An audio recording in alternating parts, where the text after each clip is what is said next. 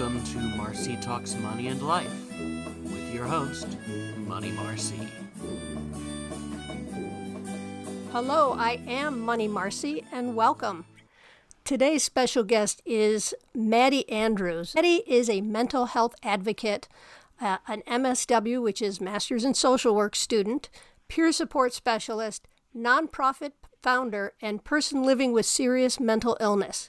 After facing death in 2023, she dedicated her life to healing, not just for herself, but for others. If you're wondering why are we talking about this on a podcast about money and life, let's start with, in this country, mental health is not well supported. Like all health-related care, it is expensive and time-consuming, and the state of your mental health has an impact on your overall health and well-being, on your relationships, on your focus, on your education, on your job performance. Mental health connects significantly with your financial opportunities, expenses, and life. And I am thrilled to welcome you, Maddie. Thank you so much for having me and opening up this important conversation. Finding someone like you who can put this into a perspective that so many people can't, as a professional, as well as being a person who's gone through this. You have perspective and story from so many sides that a lot of us just don't even know how to access, and people with mental illness don't necessarily know how to advocate for themselves, don't know what they can ask for, feel like they're alone. I mean, all of these things, to have you here, what you're doing as an advocate, it's powerful stuff. Thank you. I'm excited to get it out there. I think it's an important conversation to be had. There's millions of people living with mental illness in our country, and our resources for this are not where they need to be. They're not equitable, they're not affordable, and they're not accessible. Let's try and take this vaguely in chronological order, because I know we're going to meander. But you started having struggles at 4 years old. I did. So I had a really traumatic experience happen to me when I was 4. I initially told an adult that was in my life, and they quickly shut me down, told me it was my fault, told me if I told my parents that I would be in a lot of trouble. So I didn't say anything, and it really created PTSD for me at the age of 4. And I stopped sleeping. I became overly compliant. I became extremely anxious. I started worrying all the time, and this was all very much driven by this assault that happened to me. I don't know that my apology means much, but that's not what a 4-year-old should go through. Right. For all of us adults, I'm sorry that we failed you. And Thank you. I hope for anyone who's listening out there, if the first adult doesn't listen, find another adult. If there's a true story you need to share, that you need to get help, keep asking. Yeah, definitely. I wish I hadn't been shut down so I could have received adequate treatment, because that's followed me my entire life. And I really couldn't even start talking about this until I was 35 years old. Before 35, you had other issues that happened as well. In middle school, I started developing psychosis, meaning I had delusions, paranoia, hallucinations.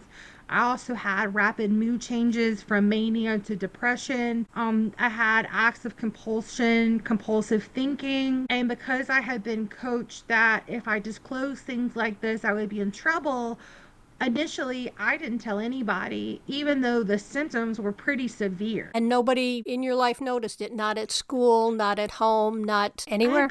I had gotten really well in public of wearing this mask, right? I knew the appropriate way to act in public, but when I went home, one minute I would cry, one minute I would yell, one minute I was happy, one minute I was sad, and my parents were observing this. My mom called me headstrong. My dad just kind of went with the flows, and a child in middle school has mood swings anyways. Puberty can make that happen, and I think they were associating a lot of that with that phase of life, but as it went on, my symptoms became worse and worse, and it did become a topic of conversation in my house. And that's throughout middle school or into high school?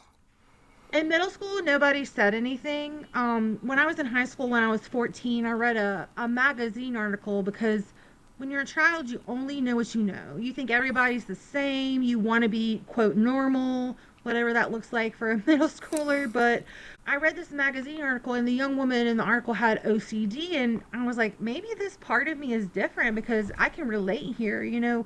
My compulsive behaviors and my compulsive thinking, like, is this not normal?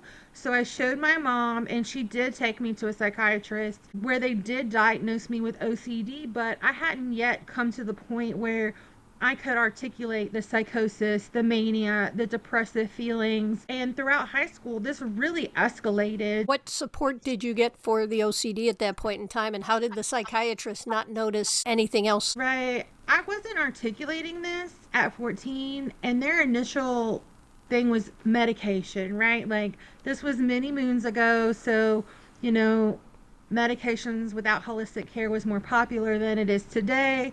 Not to say it's not today in some places, but they were like, take this pill and you'll be better. My mom was like, absolutely, this is great. My dad was like, no way. And I wanted that magic fix. I thought a pill was the answer. So I was like, absolutely, I want to take this. I went through those motions and I thought it helped initially, but when I was 16, based on my observations from my parents and my doctor, they changed my diagnosis to what's called mood disorder not otherwise specified, along with generalized anxiety. And this came with new medications, including narcotics, at the age of 16. Wow, that's pretty hardcore, because in this day and age, you can't get narcotics if your leg is falling off. I They were know, they giving were very quick. Wow, that shows how the world changes, and that's not going to help your mood and mental health issues. They were trying to treat the anxiety as I was having such bad panic attacks. And so Xanax was very popular when I was about 16, 17. And they were quick to give it to me. And I went through the motions of taking my SSRI, taking my Xanax. And I was doing okay with it at first. But when I was 17, I had my wisdom teeth cut out and I got dry socket. And I was in a lot of pain. So they started prescribing me a ton of opiates. And at this time, I was severely depressed, thought people were stalking me. I had terrible delusions. I thought people lived in my bushes. And I thought the Xanax and the opiates calmed that down. So I overindulged, and it became a cycle of self-medication for me at 17 years old. And from what you said, it's still almost 2 decades before you actually got the real diagnosis and the real help you needed. Right. I ended up going to drug treatment facility when I was 21 in 2009. My first hospitalization was in right before that when I was 19, and my diagnosis changed. It would change again later, but when I was 19 and hospitalized for self-harm, suicidal ideations, and mania and depression, they diagnosed me with bipolar 1 disorder.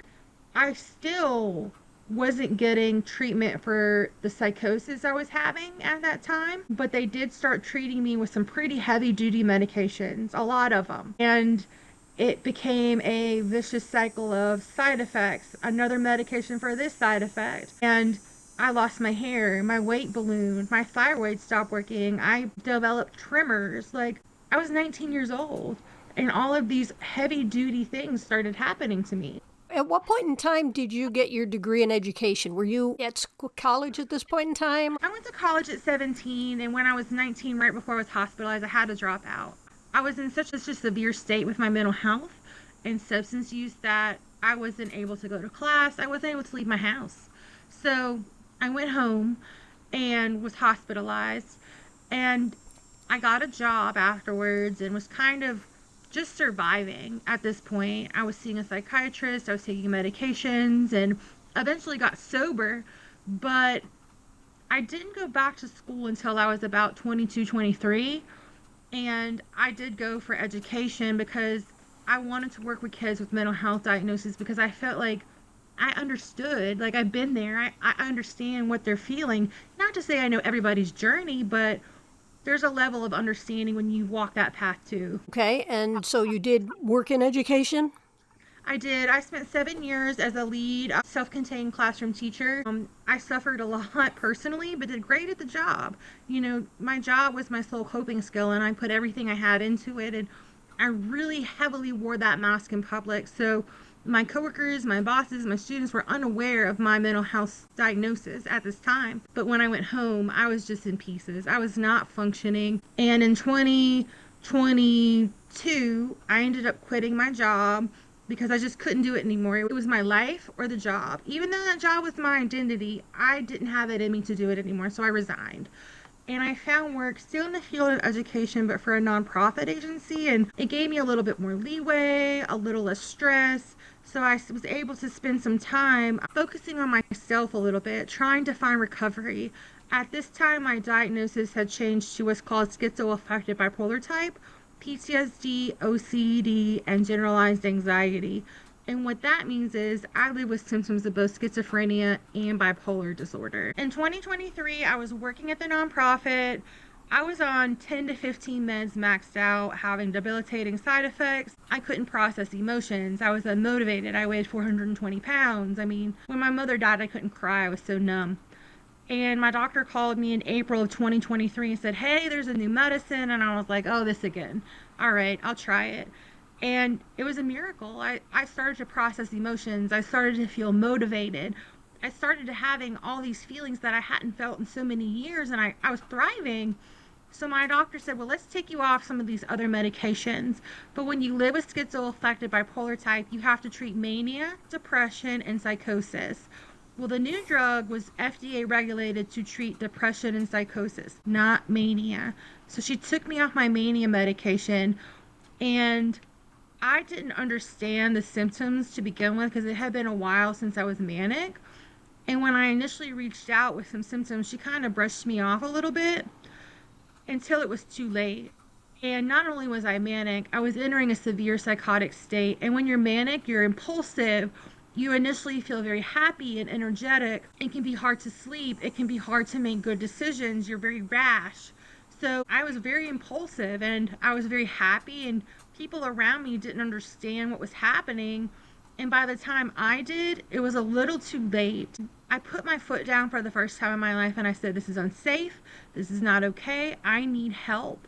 And not only was I written out of work to get treatment, but my husband was written out of work with me so that he could be my 24/7 caretaker. Now, when you say written out of work, they kicked you out, or this is a family medical leave thing? What does that mean? Yeah, my agency didn't have FMLA, so I went on short-term disability, but I wasn't given disability initially. There were some complications with my paperwork. I was not cognitive enough to file everybody's paperwork on my end, and my doctor was thinking it was one way, my job was thinking it was one way, and nobody was meeting in the middle.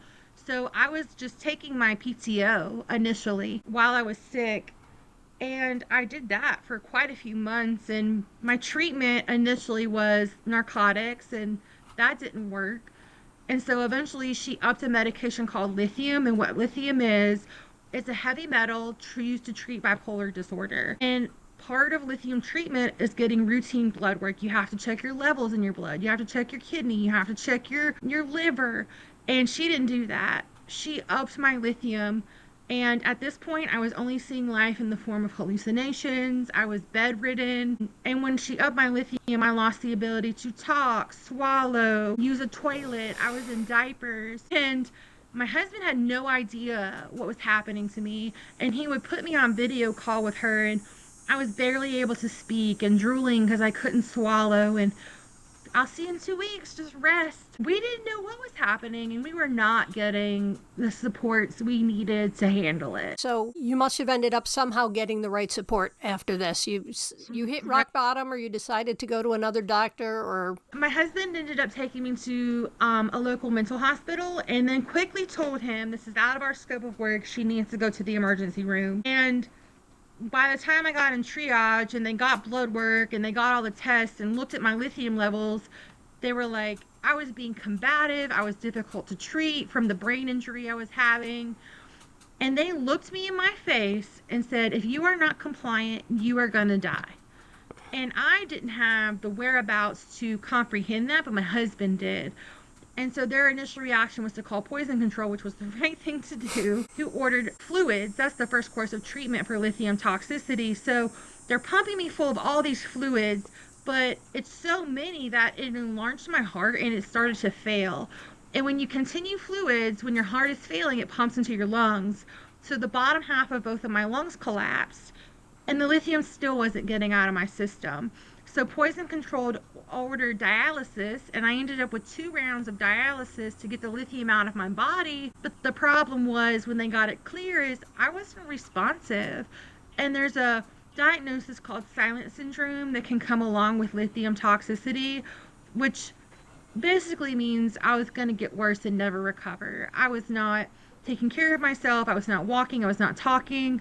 And it looked like at this point, this was my future. And my husband was grieving. My family was grieving. And I spent 2 weeks like this in the ICU, just tied to a bed, unresponsive. And it wasn't until the last day that I started to wake up and try to talk in sentences, and PT was teaching me how to walk, and they eventually transferred me back to the mental hospital when it was certain that the ICU had done all they can. And the hope really arises here.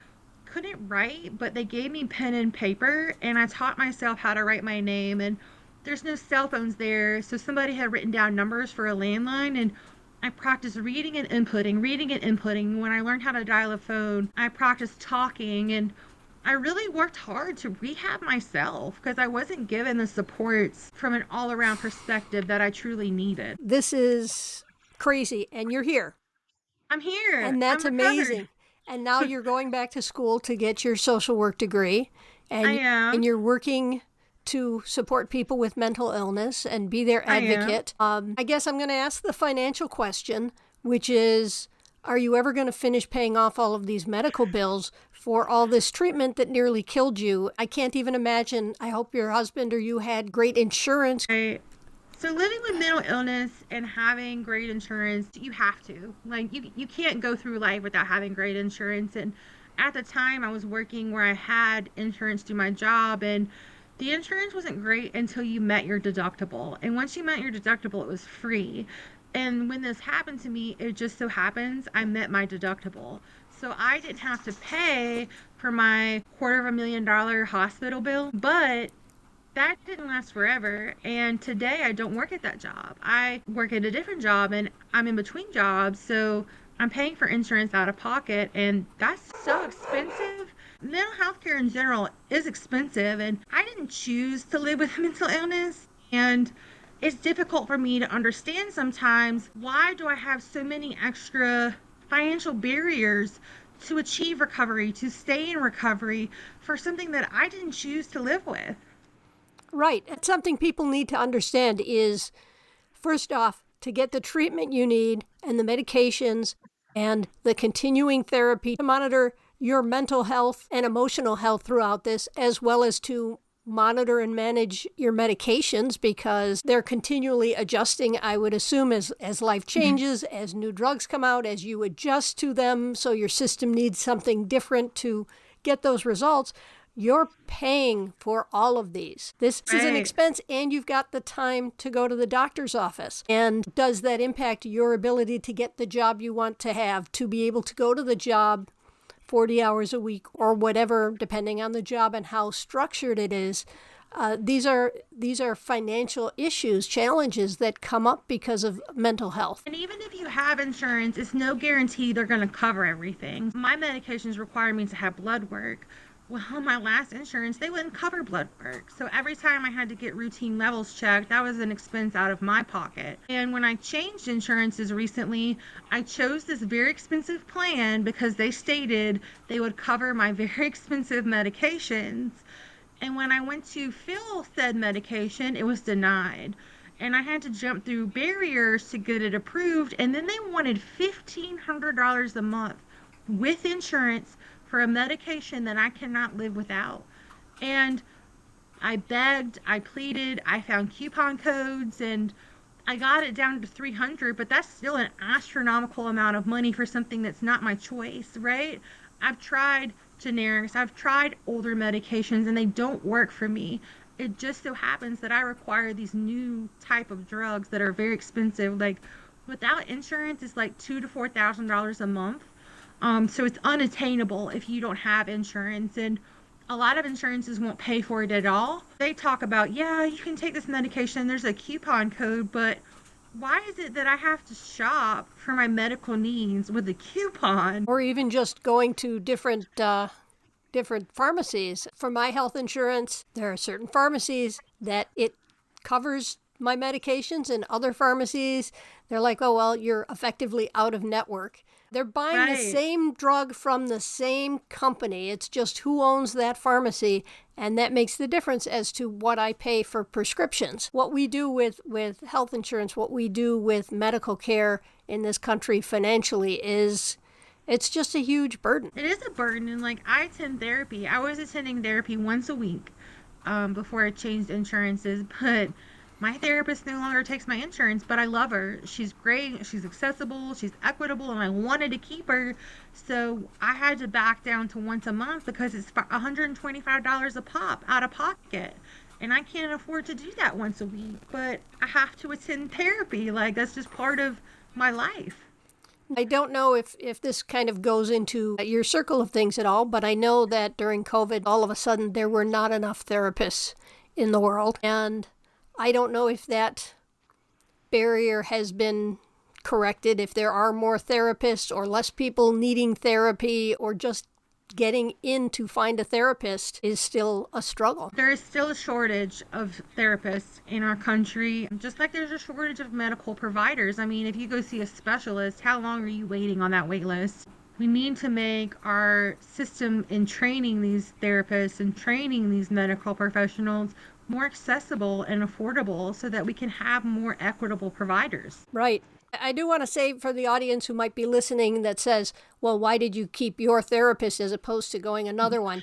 You've heard me say here before that if you're going to a financial professional, it has to be one that gels with you. It has to be someone that you are comfortable with their approach, that you are comfortable with all those other things. With a therapist, I imagine that's even more important, and I expect at this point in time, you've met a few therapists to know, no, this is what I need, and they really are that hard to find the person who can deal with. You've got a plate full. You've got a very large plate with a lot of things on it, and not every therapist is going to be able to give you what you need. So I understand you would say, I've got the one I need. It took me whatever to find her. I can't let her go. Right, and I live in a rural area, so in my town there are no therapists. So me finding a therapist who accepts my insurance means me driving over an hour to see them. So me keeping a provider, I'm a busy person. I work a full-time job, I run a business, I go to school, I don't have a lot of free time, and this therapist sees me telehealth on the days I'm off. She specializes in serious mental illness, and she specializes in the type of therapy that works for me, which not everybody does. And like you said, we gel, we have a good rapport, and when you're seeking out a therapist, it's like a job interview. You have to find someone that works for you. Otherwise, what's the point of going? Right. You have to be able to trust that person. So now we're talking about all of these hurdles, and some of them are significantly financial. If she had to drive an hour each way to have therapy, then we're talking at least 3 hours every time she goes for therapy, because you've got the time to get there, the time to get back. A therapy appointment, rounded, it's an hour, give or take, might be a little bit more. Just because you want to get there a few minutes early, you check in, or they're running a few minutes late. All of these things add up to this financial hardship because of having mental health. So if you know people, if you work with people that you know are struggling, and obviously some people are going to be public about it and some people are not, and that's fine, that's their choice. But if you know someone who's struggling with mental health, what can you do to keep this quality employee? Okay, they're going to have some challenges. Sometimes they're going to call in sick maybe a little more often than a different employee would who isn't struggling with mental health. You would do it if they were in a wheelchair. You would do it if they were seeking treatment for cancer. Why wouldn't you do it for someone who has mental health issues? If this is a quality employee, how can you make it so that it is more accessible for them? Right. So when I was a teacher for the school system, my direct supervisor was not a big proponent of me taking time off for myself if I needed to attend therapy or a doctor's appointment. She would illegally question me. So like I mentioned, I had tremors. They were not related to anything but my medication. I was coming to work every single day. I was doing my job exceptionally well, and somehow I was being questioned because I had a physical symptom.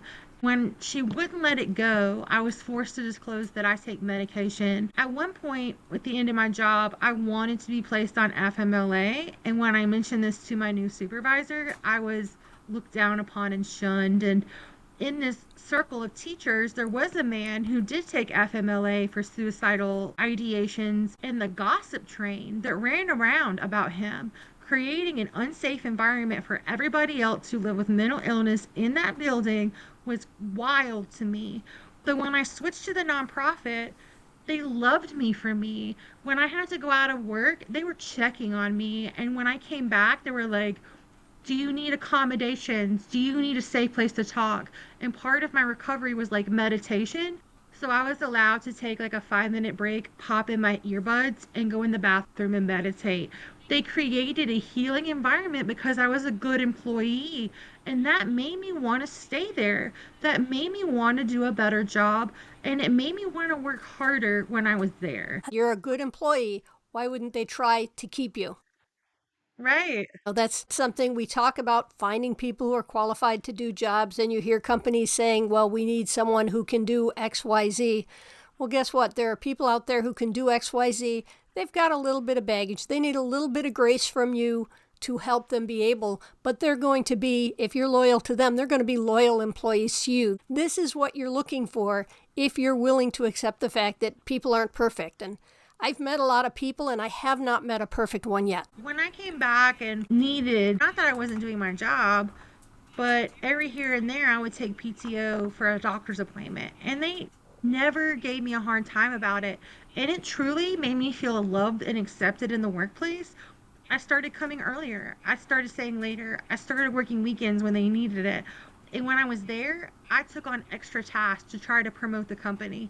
I went above and beyond for them because they were going above and beyond and accepting me for who I am. I keep going back to financially, it is in everyone's best interest to find a place for people who have whatever their baggage is, who have the qualifications, who want to work, who can do the job well. You know, she's not asking for extra gobs of money. Pay me an extra $200,000 a year because my medication is whatever. Give me a little bit of grace when I need 5 minutes to meditate.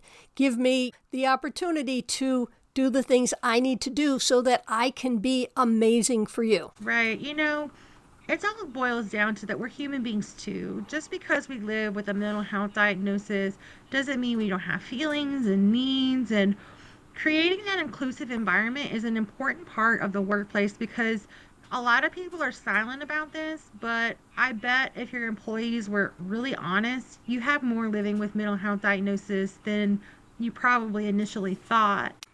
That's an interesting thought. Are you still with your husband? I am with my husband. We have been together for 10 years. When I was sick, it was a very hard time in our marriage. We almost got divorced. He did not understand what was happening, and I didn't understand what was happening, and we were together 24/7, and it created a lot of friction, a lot of argument, and some bad behaviors. But we worked through it. We got better, and we have a great partnership today. That's amazing because having him there, having a partner through all of this, and having an advocate for you when you weren't able to understand that you needed to get compliant now to get the treatment, to get better, to get past where you were at that point in time. I have to imagine that makes all the difference. I know in life in general, having a partner you can trust and who's got your back is huge. It's amazing to know that at the end of the day, I've got a whole support network. You know, like even though I'm not at that nonprofit anymore, they're still a part of my support network and I love them to pieces. And my sister-in-law is my secondary power of attorney because I know in a crisis, she's going to take care of me. But an important part of me living up for them is being honest. So when I don't feel well, when I'm having a symptom, I articulate that instead of waiting until it's a crisis so that they can be aware in how they need to support me. So what are you doing now, work-wise? Yeah, so I started a nonprofit in 2024 and it is operational. I run that part-time. I go to school working on my MSW full-time, including an internship placement 3 days a week. And then in a couple weeks, I was a peer support specialist in the community, but in a couple of weeks, I'm starting at a behavioral health crisis unit where I will work full-time, running support groups, doing one-on-one work with people with mental health and substance use concerns. And it's just my way to give back. People gave back to me People help me get better. So I kind of dedicated my life to giving that to other people. That's the whole basis of my nonprofit. That's the whole basis of my MSW.